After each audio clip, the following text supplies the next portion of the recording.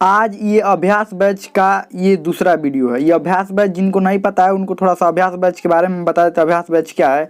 इस बैच के तहत हम लोग क्या कर रहे हैं, जो बीए पार्ट 1 और बीए पार्ट 2 के बच्चे हैं उनका आंसर राइटिंग का ये क्लास चल रहा है। ये किस चीज़ का आंसर राइटिंग, यानी वो आंसर लिख कर टेलीग्राम ग्रुप में भेज रहे हैं और उसका आंसर चेक करके हम बता रहे हैं, और ये आंसर हम सामने अभी चेक करेंगे।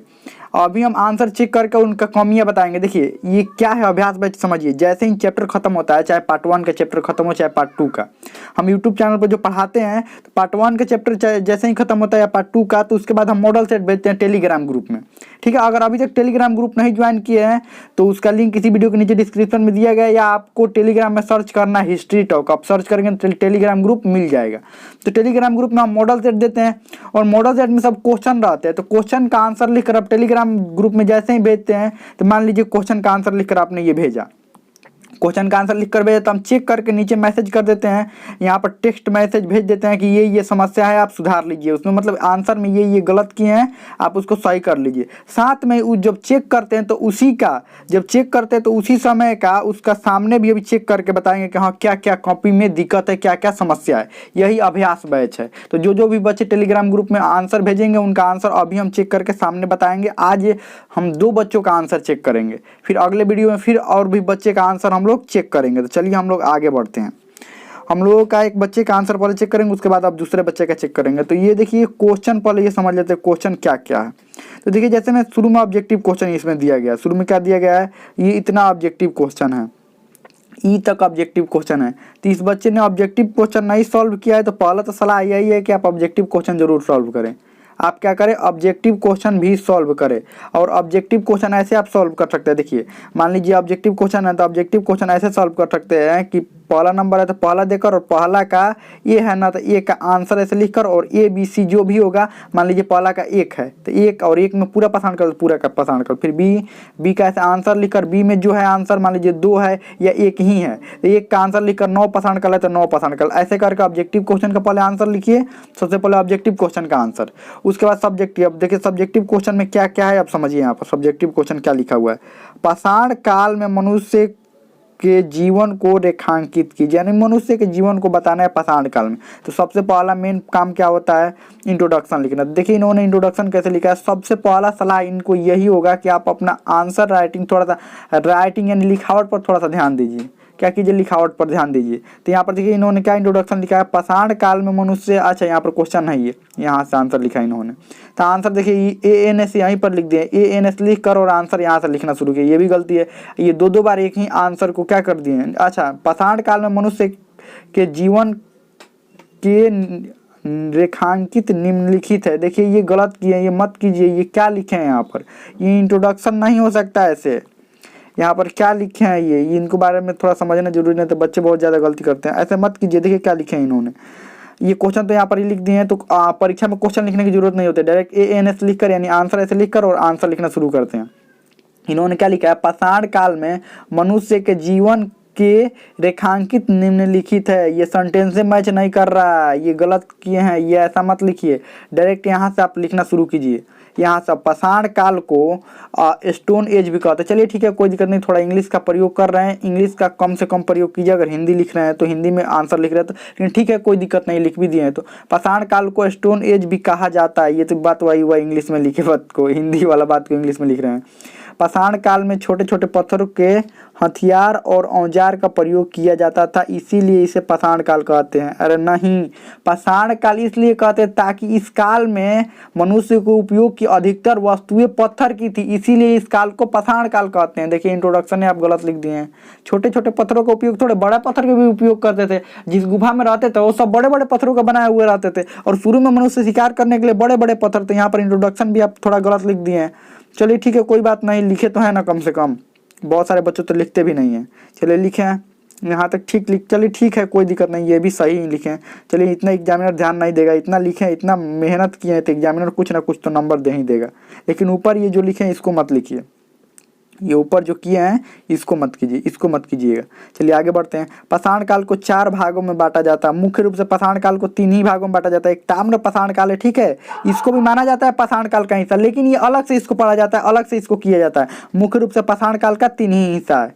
और ये डाटा आपको नहीं याद है तो मत लिखिए कब से कब तक समय था, ये समय लिखने की कोई ज़रूरत नहीं होती है, ध्यान रखिएगा, इस समय लिखने की कोई ज़रूरत नहीं होती है। आप सीधा से लिखिए पूरा पाषाण काल, मध्य पाषाण काल, नव पाषाण काल, ध्यान रखिएगा। लिखिए मुख्य रूप से पाषाण काल को 3 भागों में बांटा गया, ठीक है, कोई दिक्कत नहीं, यहाँ तक सही है।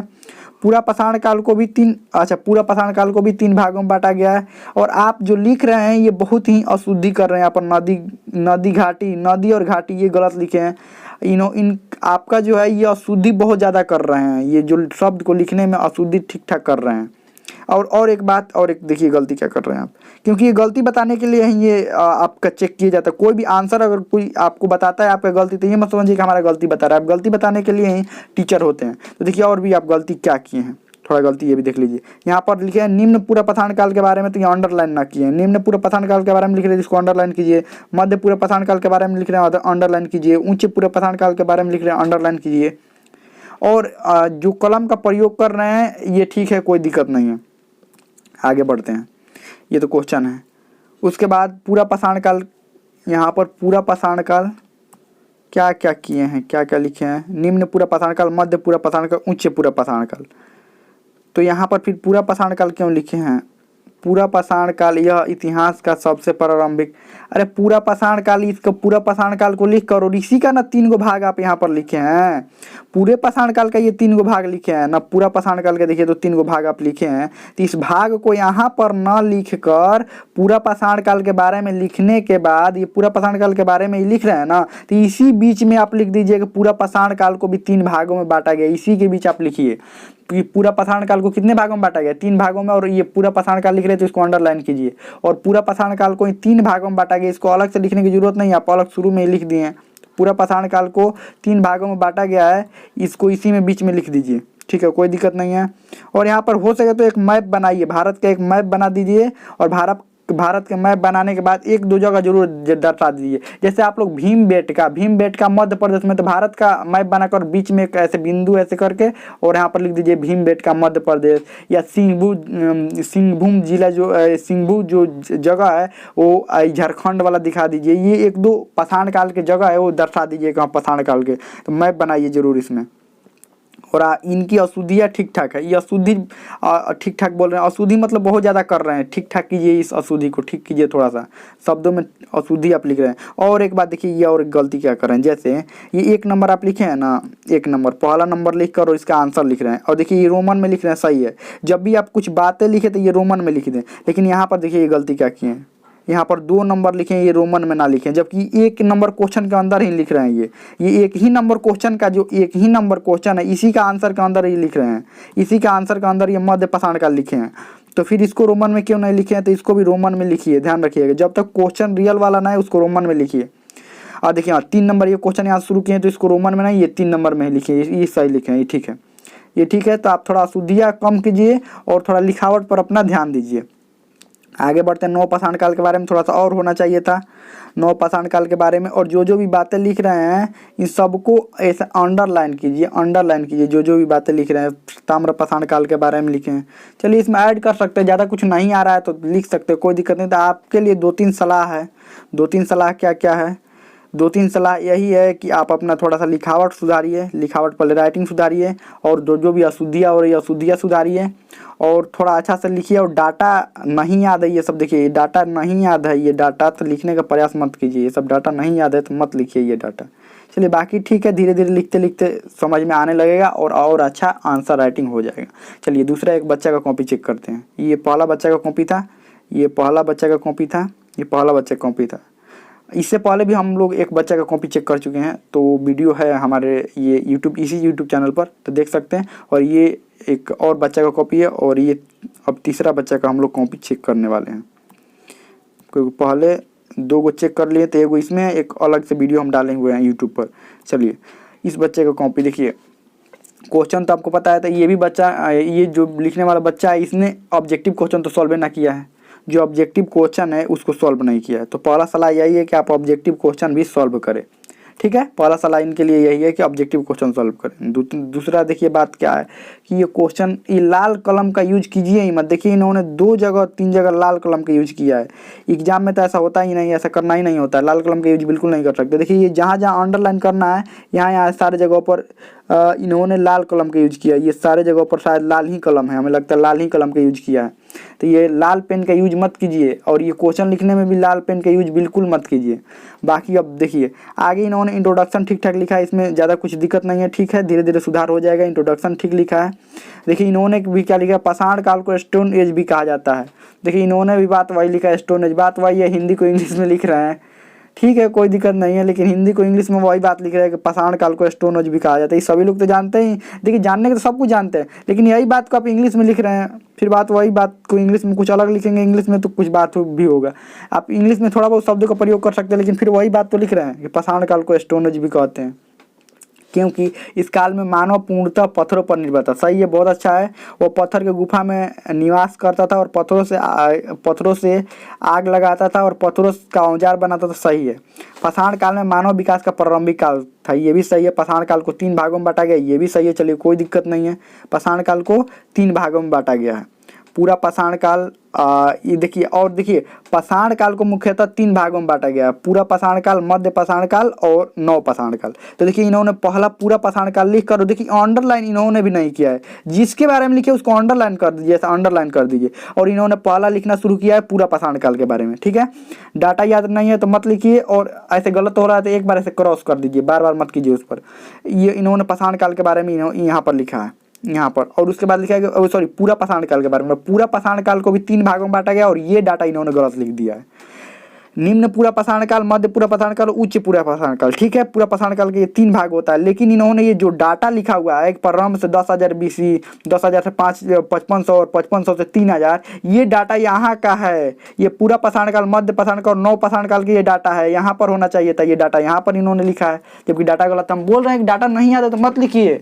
क्यों आप लोग डाटा लिख रहे हैं जब याद है? देखिए याद है तो ठीक है, ना भी लिखेंगे तो कोई नंबर ज़्यादा फर्क नहीं पड़ता है इससे डाटा से। अगर ये डाटा ना भी लिखेंगे तो कोई दिक्कत नहीं है। फिर उन्होंने मध्य पाषाण काल के बारे में लिखा है। चलिए आगे बढ़ते हैं। इनका लिखावट ठीक ठाक है, और देखिए इधर भी लाल कलम का प्रयोग किया गया है। लाल कलम का प्रयोग मत कीजिए आप लोग। देखिए यहाँ पर सारे जगह पर, यहाँ पर भी इन्होंने लाल कलम, यहाँ पर भी। फिर नव पाषाण काल के बारे में आप लोग लिख रहे हैं, ये लिख रहे हैं तो यहाँ पर इसको अंडरलाइन कर दीजिए, ठीक है। बाकी धीरे धीरे और थोड़ा ज़्यादा में लिखने का प्रयास कीजिए, और थोड़ा सा ज़्यादा शब्दों में लिखने का प्रयास कीजिए, बाकी सही है। और देखिए एक कॉमन समस्या बच्चों के साथ ये आ रही है कि आप लोग मैप नहीं बना रहे। अरे मैप बनाइए और 1-2 जगह दिखा दीजिए। ये जरूरी नहीं है कि एग्जैक्ट वहीं पर होना चाहिए। जैसे भारत का कोई भी मैप बनाइए ना, तो ये जो बोल रहे हैं कि जो भारत का मैप बनाइए वो मध्य प्रदेश को दिखाइए, मध्य प्रदेश का भीमबेटका दिखा दीजिए, भीमबेटका दिखा दीजिए, भीमबेटका, यहाँ भीमबेटका। भारत का मैप बना कर एक बीच में बिंदु कर दीजिए ऐसे, और लिख दीजिए यहाँ पर भीमबेटका, हो तो गया भीमबेटका। सिंपल सी बात है। चलिए आगे बढ़ते हैं। अगला है, इन्होंने तीसरा क्वेश्चन का आंसर दिया है कि नव पाषाण युग के मनुष्य को जो प्रकाश डाले, तो ये लाल कलम का प्रयोग बिल्कुल मत करिए, ये अंडरलाइन कर लेकिन प्रयोग मत करें। और यहाँ पर एक क्या कीजिए, ये नव पाषाण काल के बारे में बहुत ही कम लिखा गया, थोड़ा सा और ज़्यादा में इसका आंसर लिखिए, इतना भी आंसर नहीं, और एक मैप बनाइए। तो हमें लगता है समझ में आ गया होगा आप लोगों में क्या क्या समस्याएँ आ रही है। इनका लिखावट सही है, लिखावट में कोई दिक्कत नहीं है, सब सही है। तो और भी बच्चे जो आप लोग आंसर लिखकर टेलीग्राम ग्रुप में भेजिए, और उसका आंसर चेक करेंगे और बताएंगे भी क्या क्या समस्या है, कौन क्या क्या करने पर और ज़्यादा आंसर सुधार में आ जाएगा। और ज़्यादा लिखने से सुधार होता है। आंसर राइटिंग जितना अधिक लिखते हैं ना आंसर, उतना और सुधार होता है। तो हमें तो समझ में आ गया होगा। इसमें कोई भी डाउट हो, कोई भी क्वेश्चन हो, आप कमेंट में पूछ सकते हैं, हमें तो समझ में आ गया होगा।